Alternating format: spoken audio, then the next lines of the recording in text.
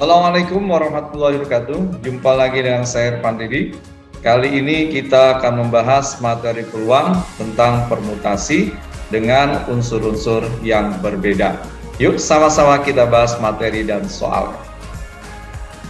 Oke, sebelum kita bahas materi peluang dalam permutasi, jangan lupa ya untuk membuka blog saya yaitu www.irfanhabibali.wordpress.com. Kemudian channel YouTube saya yaitu www.youtube.com/c/irfandedi.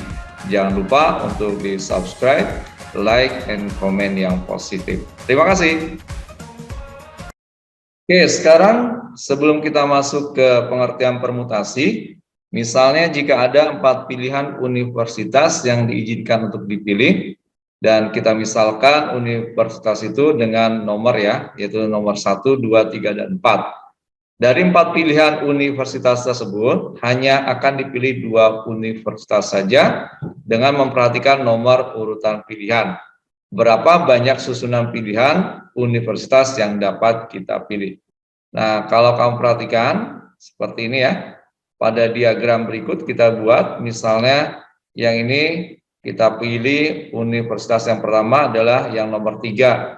Berarti selanjutnya bisa yang nomor 1, nomor 2, atau nomor 4, sehingga penulisannya 31, 32, 34. Atau pilihan pertamanya adalah universitas nomor 4, maka selanjutnya 41, 42, 43. Begitu juga kalau pilihan pertamanya universitas pertama dan universitas kedua. Nah, dari banyaknya susunan pilihan universitas yang terdiri dari 2 pilihan berbeda, dari 4 urutan pilihan universitas, maka kita mempunyai ada 12 pilihan. Nah, ini adalah contoh dari penerapan permutasi.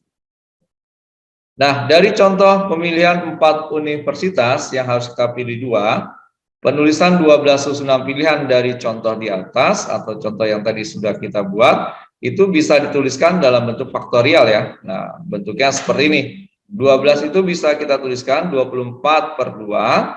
Nah, 24 ini adalah faktorialnya 4 kali 3 kali 2 kali 1 per 2 kali 1. Atau menjadi 4 faktorial per 2 faktorial.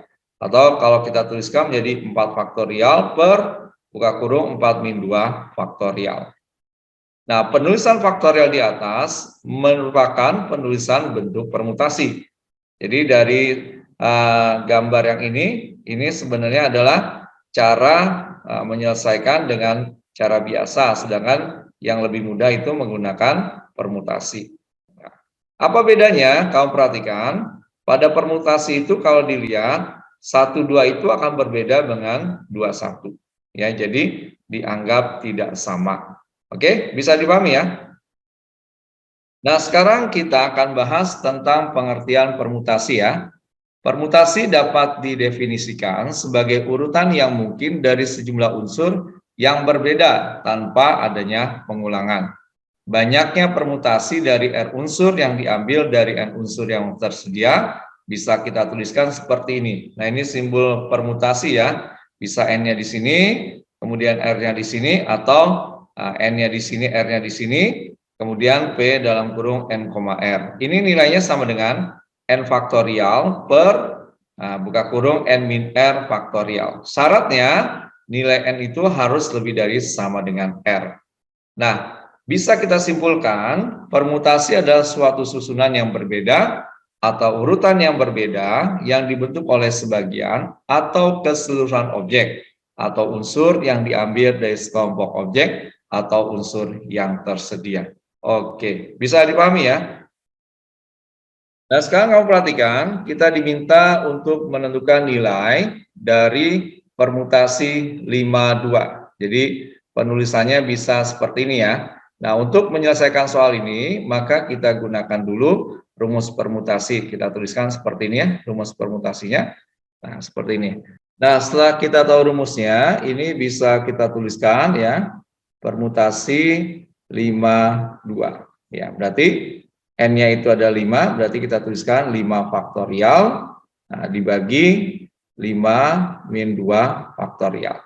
Nah, ini bisa kita lanjutkan, kita tuliskan menjadi 5 faktorial dibagi 3 faktorial. Atau kita sederhanakan menjadi 5 dikali 4 dikali 3 faktorial per 3 faktorial. Nah, ini bisa kita coret ya, 3 faktorialnya, sehingga hasilnya menjadi 20. Jadi permutasi P52 adalah 20. Oke, mudah bukan? Oke, sekarang kita diminta untuk menentukan nilai dari permutasi 71, atau ada yang bacanya permutasi 1 dari 7 ya, boleh saja itu dibaca. Nah, kita tuliskan dulu rumusnya, atau kita ingat rumusnya seperti ini ya. Maka selanjutnya bisa kita tuliskan permutasi ya, P, kita tuliskan P71 ya. Nah, N-nya adalah 7, maka bisa kita tuliskan 7 faktorial per buka kurung 7 min 1 faktorial. Nah, ini kalau kita lanjutkan, ini sama dengan 7 faktorial per 6 faktorial. Berarti menjadi 7 kali 6 faktorial per 6 faktorial. Nah, ini bisa kita coret ya, 6 faktorialnya sama dengan 7. Nah, jadi permutasi 71 itu sama dengan 7. Oke, mudah bukan? Oke, sekarang kita diminta menentukan nilai dari permutasi 44 ya. Nah, kalau kita perhatikan, ini kita tuliskan dulu rumusnya seperti ini. Nah, maka kita ganti N dan R-nya ya. Berarti kalau kita tuliskan, ini menjadi permutasi 44. Berarti N-nya adalah 4, kita tuliskan 4 faktorial dibagi 4 min 4 faktorial. Berarti ini kalau kita lanjutkan menjadi 4 faktorial per 0 faktorial. Nah, 4 faktorial itu kan 4 kali 3 kali 2 kali 1.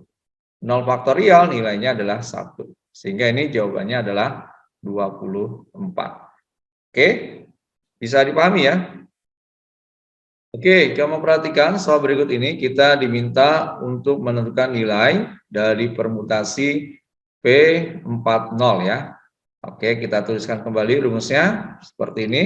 Kemudian kita ganti N dan R-nya. Berarti kalau kita tuliskan permutasi 40 gitu ya. Nah, di sini N-nya 4, R-nya 0 berarti menjadi 4 faktorial dibagi 4 kurang 0 faktorial. Berarti ini kalau kita lanjutkan menjadi 4 faktorial per 4 faktorial. Berarti nilainya adalah 1. Berarti permutasi dari P40 nilainya adalah 1. Oke, mudah bukan? Oke, perhatikan soal berikut ini. Kita diminta untuk menentukan nilai N ya. Jika permutasi 2 dari N-1 itu nilainya 12. Ini penulisan permutasinya itu kita tuliskan seperti ini bentuk umumnya ya. P NR. Berarti ini adalah N faktorial per buka kurung N min R faktorial. Oke, berarti kalau dari soal ini kita bisa tuliskan ya. P di sini N min 1, di sini 2. Ini nilainya sama dengan 12 ya. Nah, ini bisa kita tuliskan ya menjadi N-1 faktorial, kemudian dibagi N-1, nah, dikurang 2 faktorial, ini sama dengan 12. Oke, sekarang kita coba buka nih N-1-nya itu kan kalau kita tuliskan bisa jadi N-1 ya dikali N-2 dikali N-3 faktorial. Kenapa sampai N-3 faktorial? Karena kalau kamu perhatikan di bagian bawahnya ini N-1 dikurang 2 itu adalah N-3 faktorial. Ini sama dengan 12. Sehingga ini bisa kita coret nih N-3 faktorialnya. Oke, nah selanjutnya ini kita kalikan pelangi. Berarti kalau kita tuliskan menjadi N kuadrat dikurang 3N ditambah 2 itu sama dengan 12. Kemudian kita sederhanakan jadi N kuadrat min 3N, 12-nya pindah menjadi min 10 sama dengan 0. Nah, ini kita faktorkan. Ya, kita faktorkan sama dengan 0 karena N kuadrat maka di sini N, di sini N. dikalikan ya min 10 dijumlah min 3, berarti min 5 di sini plus 2. Maka akan kita dapatkan nilai N-nya itu sama dengan 5 atau N-nya sama dengan min 2. Nah, perhatikan N-nya itu sekali lagi harus bilangan asli ya. Maka nilai yang tepat adalah N-nya sama dengan 5. Oke, bisa dipahami ya? Oke, kita perhatikan soal berikut ini. Tentukan banyaknya susunan atau permutasi 3 huruf yang diambil dari huruf A, B, C, D, dan E. Nah, dari permasalahan ya yang disajikan ini kita analisis dulu ya. Kita ketahui ada 5 huruf yaitu A, B, C, D, dan E. Kita misalkan sebagai N, maka nilai N-nya itu sama dengan 5. Kemudian kita akan buat susunan permutasi 3 huruf sebagai R ya, berarti R-nya itu sama dengan 3. Berarti kita gunakan rumus permutasi ya, yaitu rumusnya NPR sama dengan N faktorial per N min R faktorial. Nah, ini kalau kita lanjutkan, bisa kita tuliskan 5 permutasi 3 ya, berarti menjadi 5 faktorial dibagi 5 min 3 faktorial. Nah, selanjutnya ini kita sederhanakan menjadi 5 faktorial per 2 faktorial. Nah, ini kita coba uraikan perkaliannya. 5 kali 4 kali 3 kali 2 faktorial per 2 faktorial. Berarti ini kalau kita kalikan, ini sama dengan 60 susunan. Ya, jadi banyaknya susunan 3 huruf dari huruf A, B, C, D, dan E adalah 60 susunan. Oke, bisa dipahami ya? Oke, kita perhatikan persoalan berikut ini. A dan B pergi menonton konser musik di suatu stadion yang mempunyai 8 pintu. Mereka masuk dari pintu yang sama, tetapi keluar dari pintu yang berbeda. Banyaknya cara yang dapat mereka lakukan adalah berapa banyak. Nah, kalau kamu perhatikan ya, di sini ada 8 pintu ya. Jadi ada pintunya, itu banyaknya N sama dengan 8. Nah, sekarang kita lihat ketika mereka masuk. Ya, ketika mereka masuk, ini semuanya melalui pintu yang sama, melalui pintu yang sama, pintu yang sama. Berarti kalau kita analisis banyaknya atau kita misalkan dengan K ya, nah ini K-nya ada 8 cara. Nah, sekarang yang kedua, kamu perhatikan ya ketika mereka keluar, ya keluar, itu kan banyaknya pintu tetap ada 8 ya. Kemudian mereka harus keluar dari pintu yang berbeda. Nah, ini kalau kamu perhatikan, kalau dari pintu yang berbeda, maka si A dan B ini kan ada 2 orang ya. Berarti kemungkinan R-nya itu ada 2 gitu ya. Jadi 2 orang ini harus keluar dari pintu yang berbeda. Banyaknya pintu 8, banyaknya orang adalah 2. Maka kita gunakan permutasi yaitu 8P2 atau kita tuliskan 8 faktorial per 8 dikurang 2 faktorial. Berarti ini jadi 8 faktorial per 6 faktorial. Ini sama dengan 8 kali 7 kali 6 faktorial per 6 faktorial. Ini kita coret ya. Nah, ini kita coret, maka kita dapatkan sama dengan 56 cara. Ya, jadi totalnya kalau kita tuliskan totalnya, ya ketika mereka masuk itu 8, ya kita kalikan dengan 56. Berarti ini kita dapatkan 448 cara. Oke, jadi jawabannya yang C. Mudah bukan? Oke, kita perhatikan soal berikut ini. Dalam suatu ruang tunggu tersedia hanya 3 kursi. Bila di ruang tunggu tersebut ada 20 orang, maka banyaknya cara mereka duduk berdampingan itu ada berapa? Nah, sekarang kamu perhatikan di sini orangnya ada 20 ya, maka N-nya itu kita anggap 20. Kemudian kursi yang tersedia hanya 3. Berarti ini adalah R-nya sama dengan 3. Nah, untuk menyelesaikan soal ini, bisa sebenarnya kita menggunakan filling slot ya, tapi kita gunakan permutasi, gitu ya. Berarti permutasinya 20P3. Ya, berarti ini kalau kita lanjutkan menjadi 20 faktorial per buka kurung 20 dikurang 3 faktorial. Berarti sama dengan 20 ya dikali 19 dikali 18 kali 17 ya. Karena di bawahnya 20 kurang 3 itu adalah 17 faktorial. Nah, sehingga ini bisa kita coret ya. Nah, ini kalau kita kalikan ya, 20 kali 19 kali 18 itu nilainya adalah 6.840 cara ya. Jadi jawaban tepat adalah yang A. Oke, mudah bukan? Oke, kita perhatikan soal berikut ini. Dari 7 orang pengurus suatu ekstrakurikuler akan dipilih seorang ketua, wakil, sekretaris, dan bendahara serta humas. Banyak cara pemilihan pengurus, ada berapa? Nah, kalau kamu perhatikan ya, ini banyaknya pengurus, ada 7 ya, berarti N-nya itu sama dengan 7. Kemudian jabatan yang akan dipilih yaitu ada 1, 2, 3, 4, dan 5. Berarti ini R-nya sama dengan 5.